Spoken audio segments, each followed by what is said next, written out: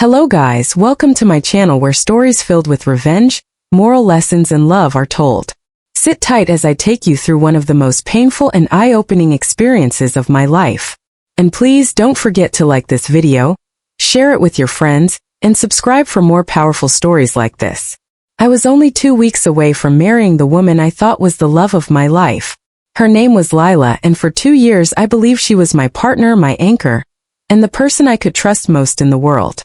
Our relationship had its ups and downs, sure, but I thought that was normal. We had been planning our wedding for months, investing not just money but emotions, dreams, and promises into that day. My family adored her, my friends cheered us on, and I had never been so certain of anything in my life. But certainty can sometimes be the cruelest illusion. The night I found out about her betrayal was like a scene out of a movie I never wanted to star in. I was sitting in my apartment, scrolling lazily through Instagram while sipping on a cup of coffee. Suddenly, a notification popped up. Adrian, her ex, had posted something. Normally I wouldn't even bother checking, but the caption caught my eye. It read, "Just kissed my ex in Vegas, wild nights never die." My heart sank before I even clicked on the pictures. But when I did, it felt like my chest had been ripped open. There was Lila, wearing the bracelet I had given her only a week before, laughing, drinking, and then clear as daylight kissing Adrian at her bachelorette party. For a moment, I thought maybe my eyes were deceiving me. I zoomed in, stared at her face, her hair, and then the unmistakable bracelet. My stomach twisted. I wanted to throw my phone against the wall, but instead I sat there frozen, trying to process the fact that the woman I was about to marry had kissed another man. And not just any man, but the one she had sworn she was completely over. My first instinct wasn't rage, it was disbelief. I read the comments under Adrian's post. His friends were egging him on, laughing about how he had reclaimed his crown. A couple of them even tagged Lila, congratulating her on her wild side. My blood boiled. I couldn't let this pass quietly. So with shaking hands, I took screenshots of every photo, every comment, every little piece of evidence. Then I did something that shocked even me. I went straight to the wedding group chat. The one where all our friends, family members, bridesmaids, and groomsmen had been sharing plans and excitement for the big day. Without hesitation, I dropped the screenshots in the chat. My message was short but sharp. The wedding is off. Ask Lila why. The chat exploded within seconds. My best man called me. Lila's maid of honor sent a dozen messages asking what was going on. Her cousins started typing, deleting, then typing again. My mother tried calling me immediately, but I didn't answer anyone. I just sat there watching as the carefully built image of our perfect love story crumbled before my eyes. Not long after, Lila herself called me. Her voice was frantic. "Evan, please don't believe what you saw. Those pictures are old. Adrian is just trying to stir trouble. You know how he is." But her words only made me angrier. "Old pictures?" I snapped.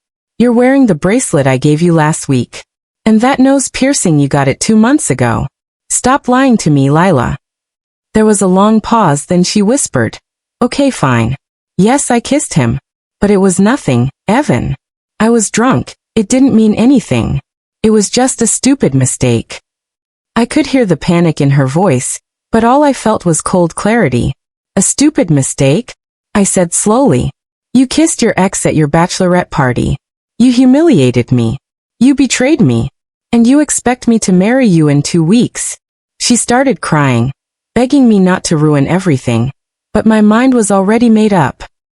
There was no going back from this. By the next morning, the news had spread like wildfire.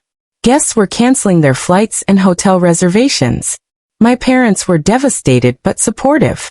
Her family tried reaching out, saying we could work it out or move past it, but they didn't understand. Trust, once broken like that, couldn't just be patched together. Lila, however, wasn't ready to accept the end.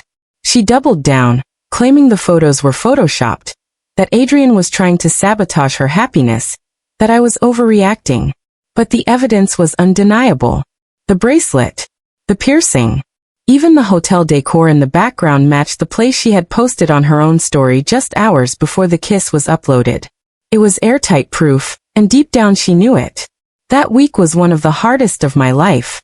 I had to cancel venues, speak with vendors, and face endless questions from people who couldn't believe what had happened. Everywhere I turned, someone wanted the story.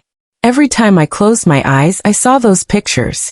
But as much as it hurt, a part of me felt grateful that the truth had come out before I made the biggest mistake of my life.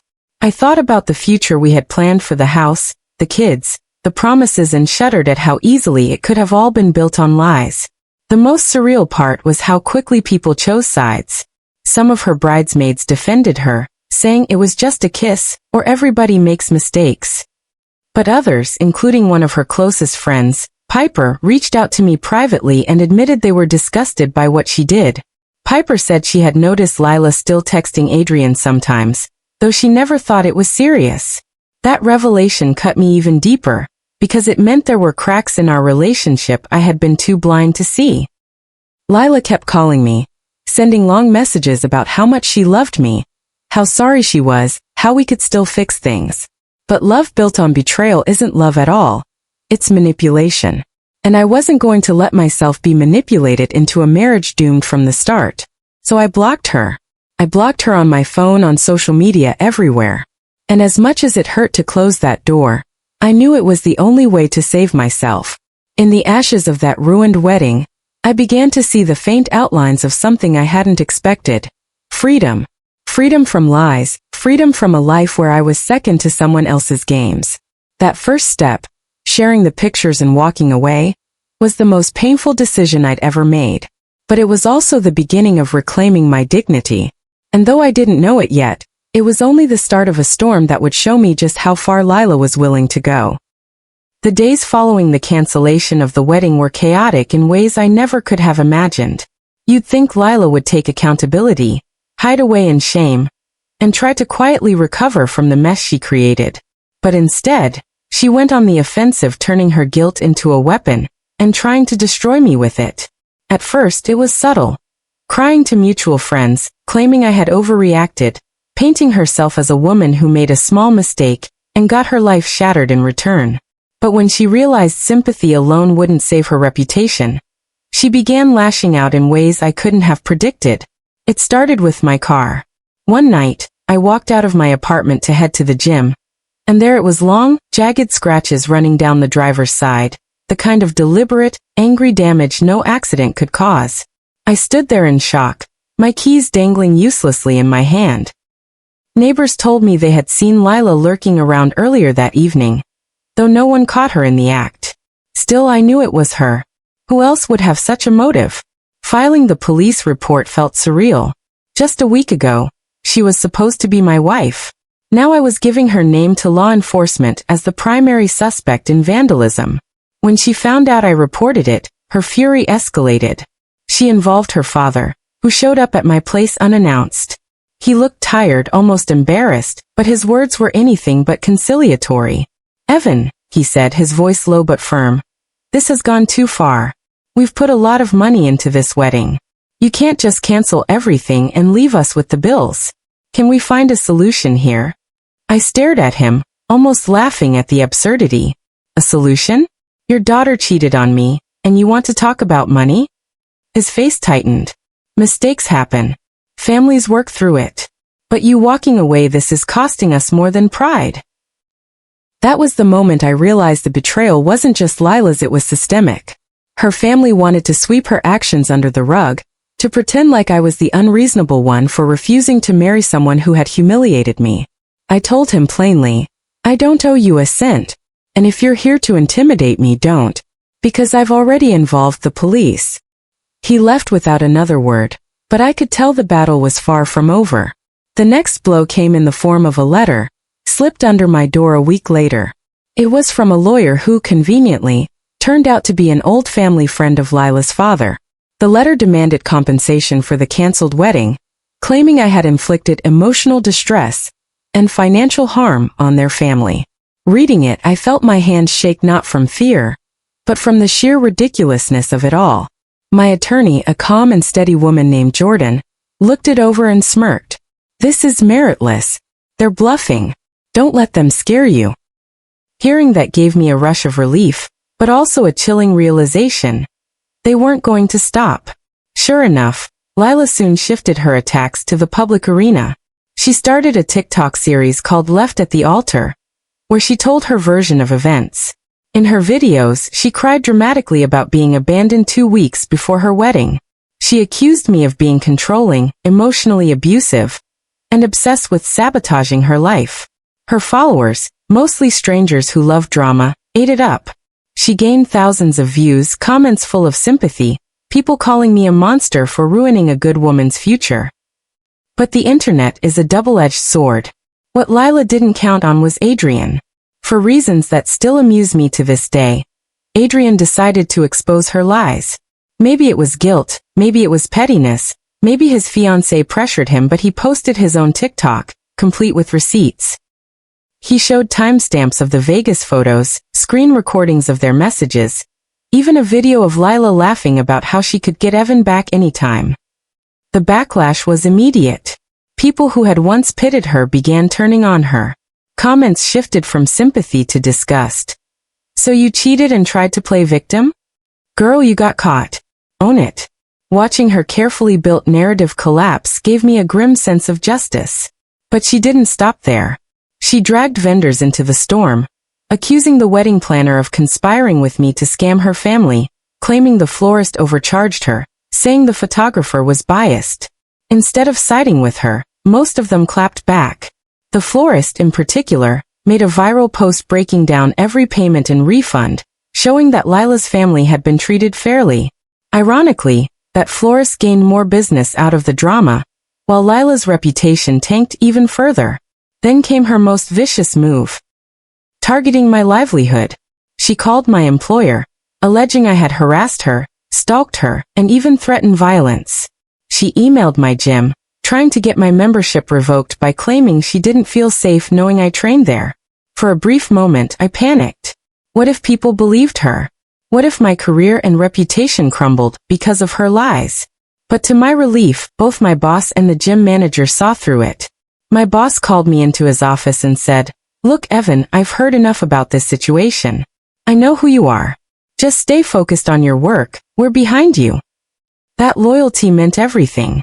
The irony in all of this was Adrian's fiancé, who hinted in a sly comment that exposing Lila was partly intentional. She wrote, "Sometimes people need to see the truth in the ugliest way. We just gave her the stage she wanted." It made me wonder if the whole thing had been a setup from the start, Adrian luring Lila into slipping, just so the world could see her for who she really was. The chaos was exhausting, but slowly the tide turned in my favor. More of her bridesmaids distanced themselves from her. Piper, the one who had reached out to me earlier, publicly posted that she couldn't stand by Lila anymore. The narrative shifted from me being the villain to Lila being exposed as manipulative and reckless. Still, the damage she tried to inflict left scars. My car had permanent scratches, my heart still carried the weight of betrayal, and my life felt like it had been aired out on a public stage for strangers to judge. But through it all, I realized something important. Sometimes when people show you who they are, you need to let the mask fall completely, even if it means enduring the storm that follows. Lila thought she could twist the story, paint herself as a victim, and destroy me in the process. Instead, she exposed herself to the world, and every desperate move only deepened her downfall. But as much as her lies crumbled, I knew she wasn't done yet. She was spiraling, and when people spiral, they either crash or drag everyone around them into the wreckage. And as I would soon learn, Lila's crash was going to be louder, messier, and more final than anything I had imagined.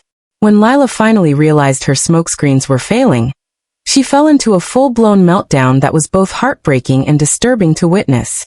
Every bridge she could have crossed back into dignity was already burned, but instead of stopping, she seemed determined to set fire to every last piece of her reputation. By the time the dust was settling from her online lies being dismantled, she was unraveling publicly, and all I could do was watch from a distance. No longer her fiancé, no longer her confidant, just a man she had betrayed who now stood as proof of her own undoing. Her TikTok rants grew more erratic. One night, she went live for almost 2 hours, crying and shouting into her phone camera about how everyone was against her. She named me, Adrian, his fiancé, her own bridesmaids, even her parents, claiming we had all conspired to destroy her. She said I had ruined her life, and accused her parents of not supporting her enough. The comments section was brutal. Strangers mocked her, old friends unfollowed her, and the little sympathy she once had evaporated completely. It was a digital implosion that couldn't be stopped. At the same time, her personal life crumbled just as quickly. She had already moved back in with her parents after I cut her off, but even they couldn't shield her from the reality she had created. They lost thousands in wedding deposits, money they knew they wouldn't get back. Worse, the vandalism to my car meant a pending investigation that put her at risk of real legal consequences. I heard through Piper that her parents were furious, not just at her actions but at the humiliation their family had endured in our community. What had once been whispered rumors about her wild side now became common knowledge, cemented with screenshots, videos, and receipts. I expected her to eventually calm down, apologize, and try to move forward quietly. But instead, she clung to the idea of reinvention. She announced online that she was becoming a full-time influencer. She tried everything: fashion hauls, makeup tutorials, self-love monologues. But the internet doesn't easily forget, and every video she posted was flooded with comments like, "Is this the same girl who kissed her ex at her bachelorette?" Or, "Didn't you try to ruin your fiancé's life?" The numbers never grew the way she wanted. Instead of fame, she was met with constant reminders of her past, until her attempt at influence turned into another form of self-inflicted punishment. Meanwhile, my own life slowly began to rebuild. I focused on work, leaned on my friends, and went back to the gym without fear of her false accusations sticking. For the first time in months, I felt a sense of peace return. That peace grew into something stronger when I met Claire. She wasn't flashy, dramatic, or manipulative. She was steady, kind, and genuinely interested in who I was, not the drama attached to my name. Our first date was simple: coffee at a quiet cafe. But the conversation flowed so naturally, it felt like I was breathing again after being underwater for too long. With Claire, I didn't have to question loyalty or sift through lies. I could just exist, free from the shadows of betrayal. But closure with Lila didn't come so easily. She sent me emails, long desperate paragraphs where she alternated between blaming me and begging for me back. Some nights it would be a furious message about how I destroyed her future, while the next morning she'd send tearful apologies asking me to reconsider. At first, I read them out of morbid curiosity, but after a while, I realized her words were just a cycle I didn't want to be trapped in anymore. Blocking her completely was the final act of letting go. The strangest part was the gratitude I felt toward Adrian, the man who had unintentionally or intentionally exposed the truth. Without those photos, without his reckless post, I might have walked into that wedding blind, tying myself to someone who didn't respect me, who still carried pieces of her past she refused to let go. As much as I despised the pain, I couldn't ignore the relief that I had been spared a lifetime of deception. Adrian remained engaged to his fiancée, and they seemed happy. Oddly enough, I didn't resent him anymore. Instead, I felt like fate had used him to yank me out of a future I didn't belong in. Piper reached out one last time, apologizing again for not speaking up sooner about Lila's lingering connection with Adrian. "I should have told you," she admitted, her voice heavy with guilt. "I told her she didn't owe me anything. The truth had come out, one way or another, and in the end, that was what mattered." Lila, on the other hand, became a cautionary tale. Her story lingered in whispers at parties, in side conversations at gyms, even online threads where people discussed how quickly a person can destroy themselves by refusing to own their mistakes. She wanted the world to see her as a victim, but what the world saw was a woman consumed by denial, pride, and desperation. And me? I chose not to be her prisoner anymore. I chose healing, growth, and love that didn't come with conditions or deceit. Every scar she left on me became a reminder that survival is possible, even when your world falls apart. That true revenge isn't screaming louder or hitting back harder. It's walking away, living well, and letting the truth do the work for you. Looking back now, I don't feel anger when I think of her. I feel relieved. Relief that I didn't go through with that marriage. Relief that the lies surfaced before vows were exchanged. Relief that I got a second chance at love with someone who values honesty above everything else. And most of all, relief that I learned the hardest lesson in the most unforgettable way. Never ignore the cracks, because eventually, they will shatter everything. So if you're listening to this and you've ever been betrayed, remember, betrayal isn't the end of your story. It's the sharp bend in the road that leads you to something better, something truer, something stronger. Don't waste time trying to rebuild with someone who's already shown why. Walking away is the greatest act of revenge. And that brings me to you, my listener. Thank you for being here, for sharing in my journey of heartbreak, chaos, and ultimate redemption. Please, if this story resonated with you, like this video, subscribe to my channel, and share it with your friends. Drop your thoughts in the comments and tell me what you've learned, or how you would have handled things differently. Together, let's keep building a space where stories remind us of our strength, our dignity, and the fact that even after betrayal, love and peace are still possible. Moral lesson. Life has a way of testing us in the places we think are safest. For me, it was love. I believed commitment and trust were enough to shield a relationship, but betrayal taught me otherwise. It showed me that loyalty cannot be begged or bargained for, it has to be freely given, day after day. Lila's choices shattered my heart, yet in that breaking, I found my strength. I learned that revenge doesn't always need to be loud or destructive. Sometimes the quiet act of walking away, of reclaiming your peace, is the most powerful strike of all. I share this story not to reopen old wounds, but to remind you that betrayal is not the end. It may feel like the ground has vanished beneath your feet, but it is also the doorway to clarity. You are worth honesty. You are worth respect. And when someone shows you who they truly are, believe them the first time. Healing is possible, and happiness will find you again, often in places you least expect. So hold your head high, forgive yourself for loving deeply, and never settle for less than you deserve. Like this video, subscribe, and share it with friends.